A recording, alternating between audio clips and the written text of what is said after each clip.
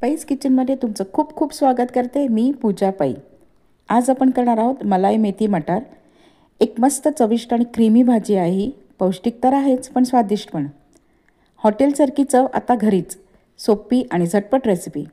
जबरदस्त चव असलेली ही मलाई मेथी मटार भाजी खास तुमच्यासाठी। इथे मी घेतलेली आहे फ्रेश मेथी। ह्याला तोडून धुवून घ्यायची आहे चिरून 1 कप। 1.5 चमचा म्हणजे 1.5 टीस्पून इथे मी खसखस घेतलेला आहे। पॉपी सीड्स त्याला भिजत घालायचे कोमट पाण्यामध्ये अर्धा तासासाठी। नंतर ह्याला पेस्ट करून घ्यायचं आहे।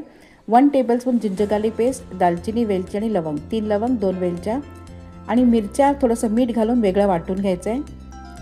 तर ही पेस्ट आपली तयार आहे। मिरच्या पण वाटून तयार आहे आणि मिक्सरतून पाणी काढलेलं इथे आहे।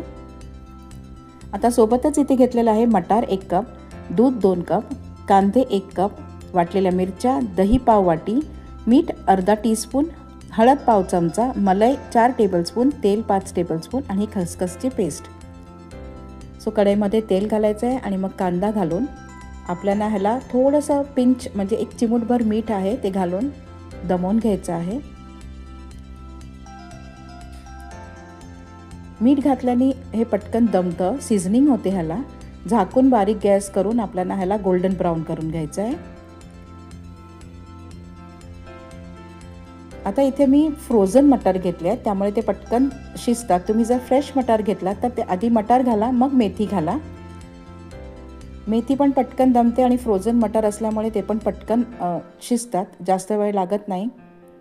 दोन्ही हे घालून आपल्याला ग्रीन चिली पेस्ट आहे, हिरव्या मिरच्या जे वाटून ठेवलेल्या आहेत ते घालून आपल्याला बारीक गॅसवरती ह्याला थोडा वेळ दमवून घ्यायचं आहे। हार्डली 1 मिनिट लागतो कारण भाजी पटकन शिजते, पालेभाजी आणि मटार। आता आपल्याला ह्याच्यामध्ये आपली पाव कप जी दही आहे ते घालायची आहे आणि हाय फ्लेमवरती ह्याला परतवत राहायचं आहे। आता ह्याचा कलर जोपर्यंत ब्राऊन होत नाही आणि ती सुक्की होत नाही भाजी तोपर्यंत आपल्याला ह्याला परतवायचं आहे।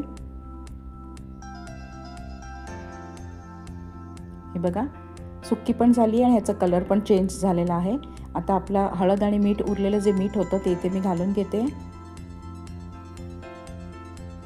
आणि आपली जी खसखसची पेस्ट होती ती पण घालायची आहे। थोडंसं परतून मग आपल्याला ह्याच्यामध्ये आपलं दूध घालायचं आहे। तर इथे दूध मलाईमुळे ह्याचं टेक्स्चर जे आहे ते क्रीमी येतं। दूध घातल्यानंतर ह्याला शिजवायचं आहे म्हणजे जे लिक्विड कन्सिस्टन्सी जी आहे ही थोडीशी कमी होते क्वांटिटी आणि मग ती कमी झाली की मग आपल्याला आपली मलाई घालायची ह्याच्यामध्ये।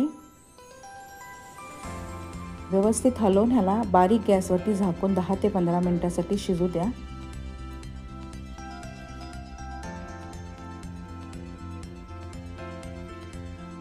हे बघा तुम्ही टेक्स्चर बघा ह्याचं अजून थोडं लिक्विड आहे म्हणून मी पुन्हा थोडंसं झाकून ठेवणार आहे ह्याला।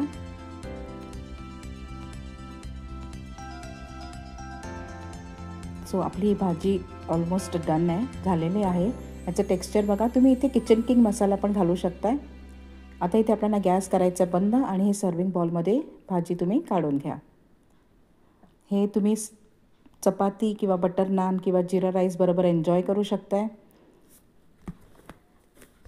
आजच करून पहा आणि कशी झाली किंवा कशी वाटली तुम्हाला माझी रेसिपी ती नक्की सांगा। लाईक, शेअर आणि सबस्क्राईब करायला विसरू नका। थँक्यू।